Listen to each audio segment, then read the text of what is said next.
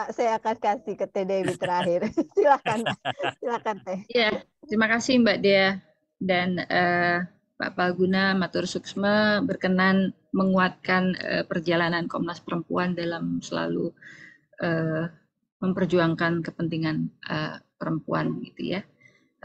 Untuk waktunya dan ilmu yang sudah dipaparkan, saya kira apa yang akan saya tambahkan menjadi sedikit berkurang karena tadi sudah banyak dipaparkan oleh Pak Palguna dan Kang Nurkolis gitu. Jadi ini terkait dengan pandangan Komnas Perempuan dalam mengawal perlindungan hak konstitusional perempuan pasangan perkawinan beda agama begitu ya. Terutama pada pengujian material Undang-Undang Nomor 1 Tahun 74. Lanjut. Dan tentunya kami sebagai Komnas Perempuan memiliki perhatian khusus ya pada Undang-Undang Perkawinan yang hampir setengah abad gitu ya sudah diundangkan. Dan karena memang Komnas Perempuan mencatat bahwa awalnya undang-undang ini memang menjadi salah satu terobosan hukum. Namun karena adanya pengaturan pencatatan, perceraian melalui pengadilan dan dapat memberikan kontribusi signifikan pada upaya pemajuan HAM perempuan. Juga Komnas Perempuan mengkhawatirkan ada beberapa pengaturan sejumlah pasal serta dalam pelaksanaannya menjadi salah satu regulasi yang pengaturannya memuat diskriminasi secara langsung pada perempuan dan salah satunya terkait perkawinan pasangan beda agama.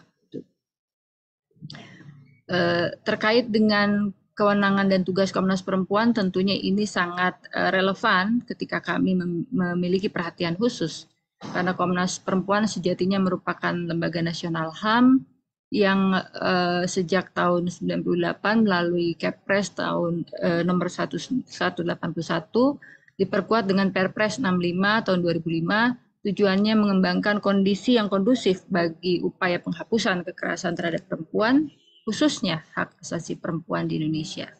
Kemudian juga meningkatkan upaya pencegahan dan penanggulangan segala bentuk kekerasan terhadap perempuan dan pelindungan hak asasi perempuan.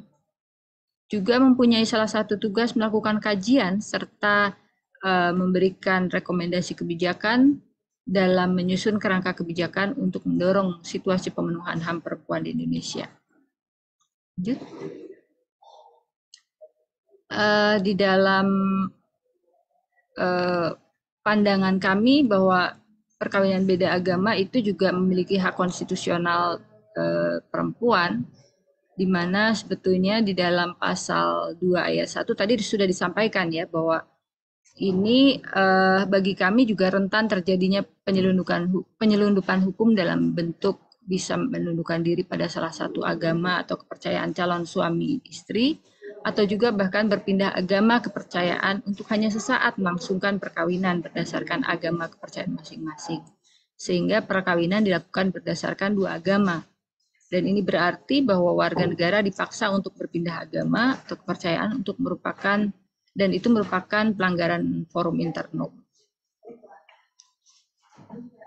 Di dalam catatan kami juga ada banyak kerangka HAM yang sudah mengakomodir hak konstitusionalitas sahnya perkawinan beda agama, diantaranya dari Deklarasi Universal Hak Asasi Manusia, kerangka Konvensi Hak Sipil dan Politik, juga beberapa konvensi internasional ya.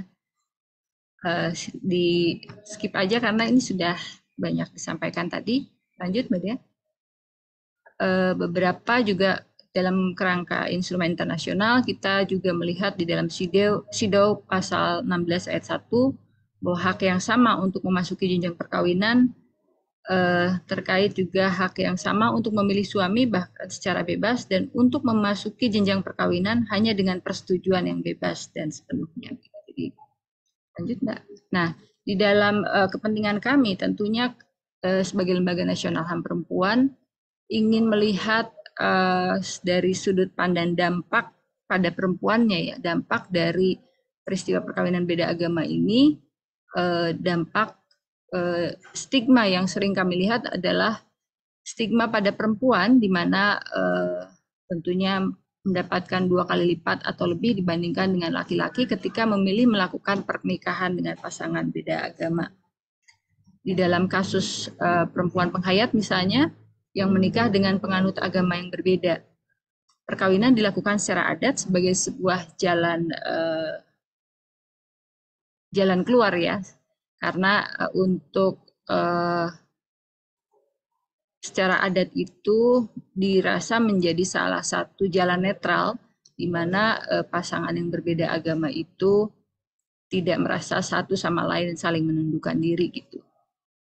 Namun satu sisi juga dalam praktek itu pasangan sering diminta berbohong oleh negara untuk memilih salah satu agama yang diharuskan oleh negara, sehingga mengakibatkan perkawinannya tidak dicatatkan.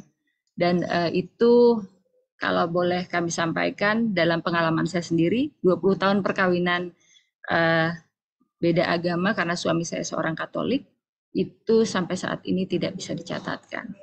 Dan tentunya kerentanan ini juga akan terjadi pada para perempuan, di mana dimungkinkan terjadinya kekerasan dalam rumah tangga yang dilakukan oleh keluarga dan stigma gitu ya.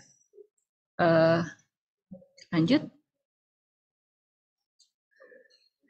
Kita tahu bahwa norma yang tercantum dalam pasal 2 ayat 1 Undang-Undang Perkawinan secara faktual telah mengakibatkan perdebatan seperti yang tadi sudah disampaikan juga oleh Pak Guna, dan perbedaan penafsiran ini berdampak pada pelanggaran hak konstitusional berupa hambatan untuk berkeluarga bagi pasangan yang memiliki pasangan berbeda agama. Nah, keragaman penafsiran ini juga dicerminkan beragamnya putusan pengadilan negeri yang menetapkan perkawinan warga negara yang berbeda agama. Lanjut.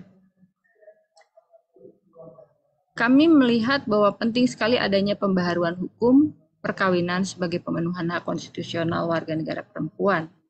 Dan beberapa perubahan yang terjadi pada Undang-Undang Perkawinan, diantaranya karena putusan Mahkamah Konstitusi antara lain nomor 22 tahun 2007 mengenai usia perkawinan, dan putusan nomor 46 tahun 2010 mengenai status perkawinan warga negara yang berbeda agama sebetulnya telah mendapatkan pengakuan ya melalui pasal 35 Undang-Undang 23 tahun 2006, Junto Undang-Undang nomor 24 tahun 2013 tentang administrasi kependudukan. Itu salah satu terobosan juga karena di dalam penjelasan pasal yang menyatakan bahwa yang dimaksud perkawinan ditetapkan oleh pengadilan, yaitu perkawinan yang dilakukan antar umat berbeda agama.